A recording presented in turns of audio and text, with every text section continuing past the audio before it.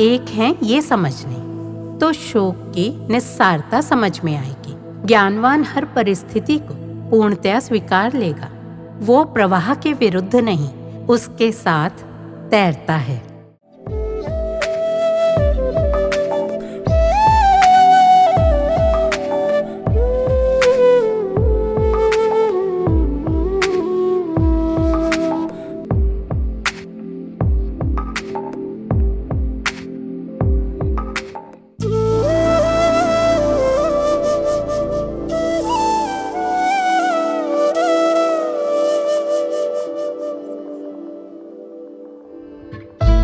प्रकाश का कोई रंग नहीं, पर कितने रंग व्यवस्थित हैं इसमें। इन रंगों की एक निश्चित व्यवस्था है, विवग्योर, लाल से लेकर जामुनी तक। यही व्यवस्था इंद्रधनुष में देखने को मिलती है और यही हमारे शरीर में स्थित चक्रों में भी कही जाती है। मूलाधार के लाल से सहस्रार के जामुनी रंग तक, इन सब रंगों का एकमात्र आधार व स्रोत है सफेद रंग, जो कि शुद्धत्व, सरलता, शांति, प्रशांति और आशावाद का प्रतीक तो है ही, साथ ही सब रंगों की मां भी। मां से ही संतति है। सब रंगों और रूपों की जननी है श्वेतांबरी मां सरस्वती। ये एक प्रकार से उत्तर है इस प्रश्न का जो अक्सर हमसे पूछा जाता है कि अम्मा के बच्चे उनके शिष्य भगवा पहनते हैं तो अम्मा सफेद क्यों पहनती हैं? अम्मा जगत जननी है, उनके बच्चे विराग मार्ग पर हैं, इसलिए भगवा पहने हैं। अम्मा मार्गों से परे हैं, परम हंस, उनका कोई मार्ग नहीं है, जबकि सब मार्ग उन्हीं से जन्मते और उन्हीं में विलीन होते हैं। वो सबसे निर्लिप्त, सबसे असडक है। स्थूल जगत में भी देखें तो सफेद रंग सबका आधार है। सफेद कैनवास पर ही पेंटर अपने रंग बिखेर कर अपनी भावनाओं, विचारों को अभिव्यक्त करता है। सफेद बर्फ की चादर से ढके पहाड़ों की मनोरम छवि कवि की कल्पना को पंख दे देती है। जन्म के समय हमारे उजले मन की उपमा भी सफेद चादर से की जाती है और ज्ञानियों ने हमसे कहा, बेटा इस चादर पर राग द्वेष के दाग न लगने देना, ज्यों की त्यों धर देना।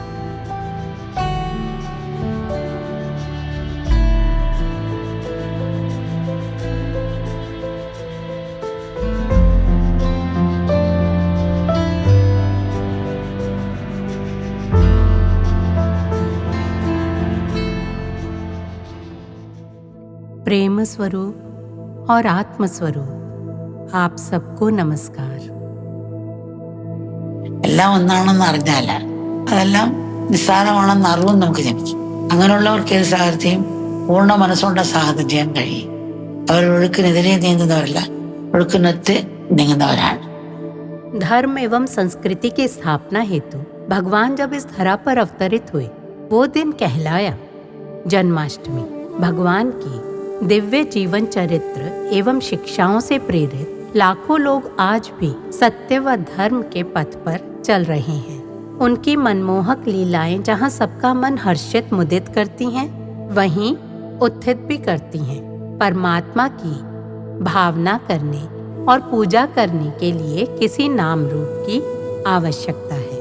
अवतारों में लौकिक और पारलौकिक गुणों का मिश्रण होता है, जिससे परमात्मा के साथ एक अंतरंग संबंध स्थापित करने और उनके दैविक गुणों के अनुकरण के प्रयत्न में सहायता मिलती है। कृष्ण के जीवन को श्री कृष्ण लीला का नाम दिया, तो उनका जीवन लीला कैसे, जीवन को गंभीरता से कैसे लेना चाहिए, ये सब सुनने को मिलता है, सब बताते भी हैं।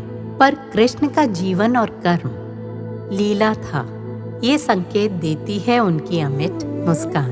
जीवन को उत्सव बनाने वाले ऐसे एकमात्र थे श्री कृष्ण। साधक के परम गुरु हैं भगवान। कर्म मार्गियों के लिए आदर्श कर्मयोगी, भक्त को योग व क्षेम प्रदायक, उन पर अनुग्रह करने वाले भक्त वत्सल हैं भगवान। त्यागियों में महात्यागी, योगियों में महायोगी, समदर्शी, निसंगता की पराकाष्ठा और शुद्ध प्रेम स्वरूप हैं भगवान कृष्ण। निसंगता क्योंकि दूसरा कोई है ही नहीं, आत्मा एकमात्र है, पानी में तैरते मक्खन जैसे अस्पृष्ट। जीवन का कोई भी क्षेत्र हो, सब में एक उत्तम आदर्श, अतुलनीय विभूति थे वो। उनके दिखाए मार्ग पर चलकर लाखों लोग प्रेरणा पाते रहे हैं। इस जगत में वो अद्वितीय प्रतिभावान शासक, धीर, युद्ध विशारद, कूटनीतिज्ञ और दूरदर्शी भगवान कृष्ण सभी गुणों से संपन्न थे। एक ही जन्म में वो 5000 जन्मों जितने महत् कर्म कर गए, जो लोक संग्रह के लिए थे। जीवन प्रैक्टिकल होना चाहिए। यहाँ कुछ भी निरर्थक नहीं है। प्रत्येक वस्तु का अपना महत्व है। पात्र का अपना, चाकू का अपना और कुदाल हथौड़े के अपने अपने उपयोग हैं। महत्वानुसार प्रयोग करते गए। उनके लिए कुछ निरर्थक नहीं था, कुछ तुच्छ नहीं है। किसी भी वस्तु को तुच्छ मानकर एक और धकेल नहीं देना चाहिए। किसी को पांव में घाव हुआ, वो डायबिटिक था, छोटा मानकर उपेक्षा कर दी, इन्फेक्शन हो गया। इन्फेक्शन फैलने लगा तो डॉक्टरों ने अंगूठा कटवाने की सलाह दी, नहीं माना। फिर घुटने तक कटवाने की सलाह दी, नहीं मानी। आखिर किडनी फेल होने से मृत्यु हो गई। तो कुछ भी तुच्छ नहीं। छोटे में बड़ा और बड़े में छोटा देखना सीखना होगा। मृत्यु के लिए भी स्वीकार्यता भाव हो। दुखी रहना मतलब घाटे में रहना स्वीकार करो। अद्वैत की भाषा में कहेंगे, सपने में हमारी करोड़ों की लॉटरी लगी, बड़ी खुशी मनाई, धूम मचाई, लेकिन जागने पर सपना समझकर न सुख न दुख।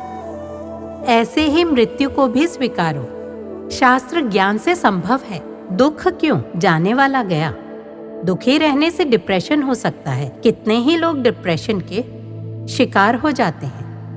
मृत्यु को अवश्यम भावी जानकर स्वीकार करें और मृतक की शांति के लिए प्रार्थना करें। यही स्वीकार्यता भगवान के जीवन में दर्शनीय है। मूलतः सत्ता एक है, ये समझ जाएं, सब एक हैं ये समझ लें, तो शोक की निस्सारता समझ में आएगी। ज्ञानवान हर परिस्थिति को पूर्णतया स्वीकार लेगा। वो प्रवाह के विरुद्ध नहीं, उसके साथ तैरता है। कुशल तैराक समुद्र की लहरों का आनंद लेगा। वैसे ही तत्व समझने वाला जीवन की परिस्थितियों को सुख में बदल लेगा, दुख में नहीं। पूजा भाव से कर्म करो, फल को प्रसाद मानो। मंदिर के चरणामृत से प्यास नहीं बुझती, मुश्किल से गला गीला होता है।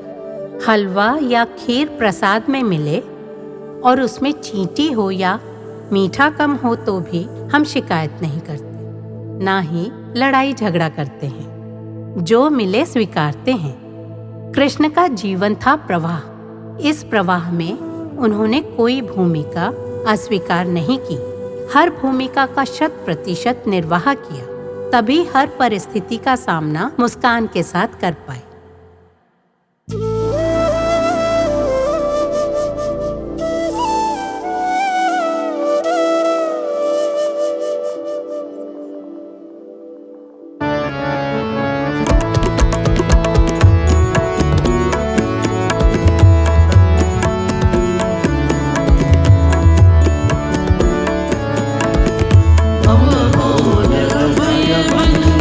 परमेश्वर शरणं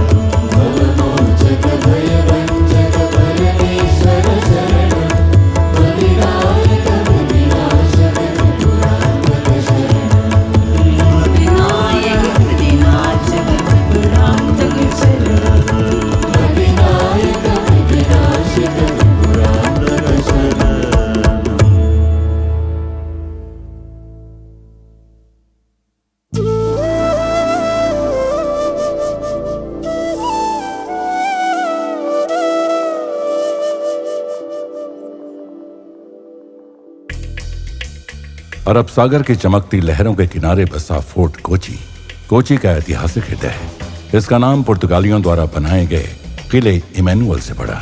यूरोपीय आगमन से पूर्व भी वैश्विक व्यापारी इस केंद्र से परिचित थे, परंतु पुर्तगाली, डच और ब्रिटिश शासन में यह केरल की पहली यूरोपीय बस्ती बना।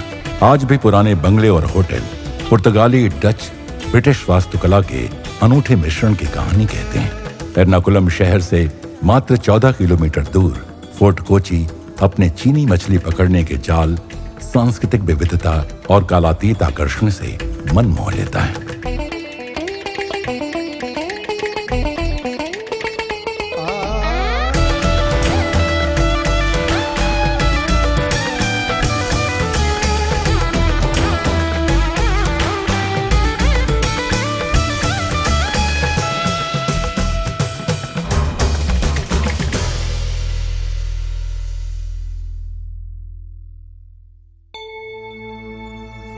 आज प्रातः मंच पर अम्मा का विशिष्ट अतिथियों द्वारा पुष्पहार से स्वागत किया गया।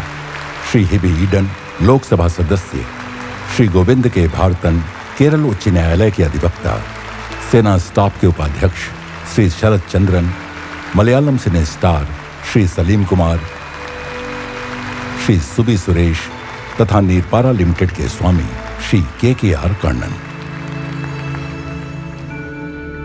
अम्मा के पर्यावरणीय मिशन के तहत आयुध सदस्यों को पौधे वितरित किए गए। युवा संगठन आयुध अम्मा के वृक्षारोपण अभियान में सक्रिय भागीदार है। आश्रम संयुक्त राष्ट्र के बिलियन ट्री कैंपेन का भी हिस्सा है। सभी अतिथियों ने अम्मा के साथ मंच पर इस पुण्य प्रयास का समर्थन किया। इसी अवसर पर स्वस्थ अभियान का शुभारंभ हुआ।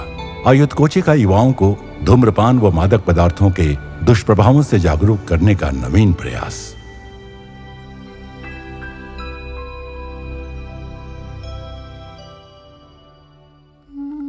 प्रसिद्ध चलचित्र अभिनेता श्री सलीम कुमार ने अपने स्वागत संभाषण में कहा, നിൽക്കുന്ന സലീം കുമാർ ഇങ്ങനെ ഞെളിഞ്ഞു നിന്ന് പ്രസംഗിക്കാൻ ഒരേ ഒരു കാരണക്കാരി ഉള്ളൂ, അത് അമ്മയാണ്। आज मैं अत्यंत प्रसन्न हूँ। जब जीवन का ईंधन समाप्त हो जाता है तब मैं अम्मा के पास आता हूँ। वे मेरे जीवन के टैंक को फिर से भर देती हैं। मानसिक पीड़ा होने पर मैं अम्मा के चरणों में दौड़ पड़ता हूँ और हर बार आनंद और तृप्ति लेकर लौटता हूँ। आज आपके सामने ये सलीम कुमार खड़ा है तो वो अम्मा की कृपा मात्र से। कुछ वर्ष पूर्व गंभीर बीमारी के समय जिन रिश्तेदारों की मैंने सहायता की वे भी मेरे साथ नहीं खड़े हुए। तब मैं अम्मा को नहीं जानता था। डॉक्टरों ने उन्हें मेरी स्थिति बताने को कहा। मैं संकोच कर रहा था, अजनबी से सहायता कैसे मांगूं? पर मैं उनसे मिला। दर्शन के समय अम्मा ने पूछा, बेटा कैसे आए? मैंने कहा, अम्मा मैं 45 वर्ष का हूं। अस्पताल ने मेरी उम्र 59 लिखी है, कृपया इसे बदल दीजिए। अम्मा बच्चों की तरह हंस पड़ी और फिर कहा, बेटा हिम्मत से ऑपरेशन करवाओ, अम्मा को तुम्हारी जरूरत है। उस कठिन समय में अम्मा के अलावा किसी ने ऐसी शक्ति नहीं दी। अम्मा की कृपा से ही मेरा परिवार अंधकार से बाहर आया। आज यहाँ आने से पूर्व अम्मा ने कहा, स्वास्थ्य का ध्यान रखो। मैंने उत्तर दिया, जहाँ अम्मा है वहाँ चिंता कैसी। मेरी एक ही अभिलाषा है, जीवन पर्यंत अम्मा का पुत्र बना रहूं। सभी के कल्याण हेतु अम्मा की कृपा की प्रार्थना करता हूं। केरल उच्च न्यायालय के विख्यात अधिवक्ता श्री गोविंद के भारतन ने कहा, ഒരു 35 കൊല്ലം മുമ്പ് എങ്ങനെയാണ് അവിടെ എത്തിയത് എന്ന് എനിക്ക് ഇപ്പോഴും വലിയ തീർച്ചയില്ല. അമ്മ വിളിച്ചിട്ടുണ്ടാവണം. आज से 35 वर्ष पूर्व मैं अम्मा के आश्रम कैसे पहुंचा ये आज भी मैं नहीं जानता। संभवतः अम्मा ने मेरे लिए संकल्प किया होगा। मैंने अम्मा को जपमाला आशीर्वाद हेतु दिखाई। उन्होंने न केवल माला को आशीष दिया बल्कि मुझे असीम प्रेम से अपनी बाहों में भर लिया, जो मुझे जन्मदात्री मां से भी नहीं मिली। उस दिन मैं समझ गया मेरी मां कौन है। या देवी सर्वभूतेषु मातृरूपेण संस्थिता। ईश्वर ने मेरे जीवन में अम्मा रूपी मां भेजी।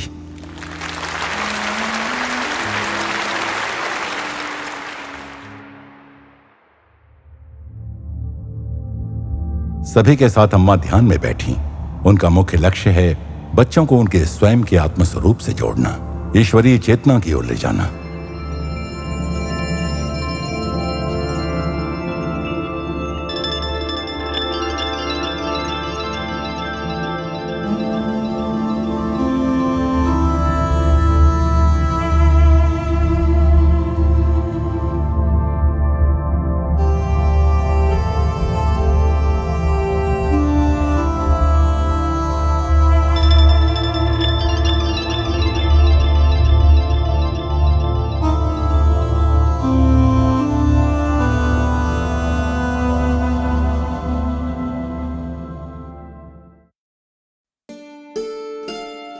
अम्मा के सभी बच्चों की प्रेरणा दर्शन से आरंभ होती है। अम्मा ने अपना जीवन संतानों के दुख सुनने में समर्पित किया है। उन्होंने न केवल आध्यात्मिक ज्ञान दिया, बल्कि सेवा कार्यक्रमों के माध्यम से विश्व की पीड़ा को कम किया है। अम्मा क्षण भर के लिए भी विश्राम नहीं लेती। वो अंधकार में भटकी मानवता के लिए ज्योतिर्मयी मार्गदर्शिका बनी हुई हैं। അമ്മയെ ദർശിക്കുവാനായി ഇത്രയധികം ആളുകൾ എന്തുകൊണ്ടാണ് വരുന്നതെന്ന് ഞാൻ പലപ്പോഴും ചിന്തിച്ചിട്ടുണ്ട്. मैं सोचता था इतने लोग अम्मा के दर्शन क्यों करते हैं। हर वर्ग, पेशेवर, बच्चे, निर्धन, धनिक, सभी उनके पास क्यों आते हैं। तब मुझे ज्ञात हुआ अम्मा सबको उनके वास्तविक स्वरूप में स्वीकार करती है। हम सुख शांति की खोज में भटकते हैं पर दुख हाथ लगते हैं। हमारे पास आंखें हैं पर सही विवेक नहीं। अम्मा स्पष्ट करती है जीवन को समझने की दृष्टि के अभाव में ही हम पीड़ित हैं। अवकाश प्राप्ति के तुरंत बाद मैंने अम्मा के अस्पताल में स्वैच्छिक सेवा आरंभ की। समाज हित में अम्मा के निस्वार्थ प्रेम व सेवा कार्य ही मुझे आकर्षित करते हैं। निस्वार्थ सेवा में सहभागी होने पर अम्मा हमारे भीतर परिवर्तन लाती है। व्यक्तियों को रूपांतरित कर वे समाज और विश्व को बदल रही है। यही उनका सर्वोत्कृष्ट चमत्कार है। अमृता विद्यालय एवं अमृता विश्वविद्यालय के विद्यार्थियों ने अम्मा को भेंट स्वरूप कुछ सांस्कृतिक कार्यक्रम प्रस्तुत किए।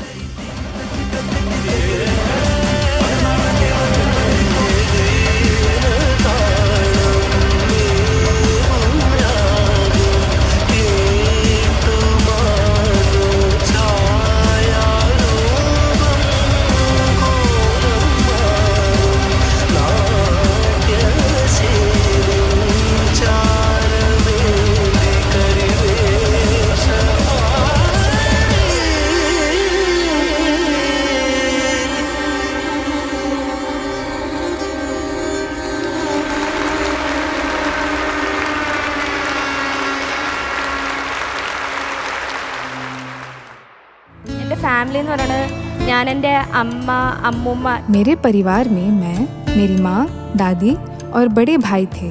मैं जब 12वीं कक्षा में थी मेरे भाई के आत्महत्या से हम सब टूट गए।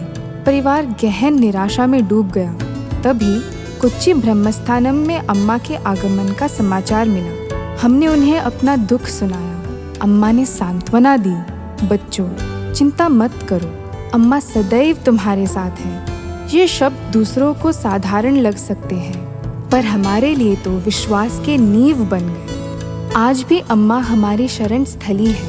किसी भी समस्या में हम तुरंत उनके पास जाते हैं और वे मार्ग दिखाती हैं। अम्मा हमारे लिए सर्वस्व है।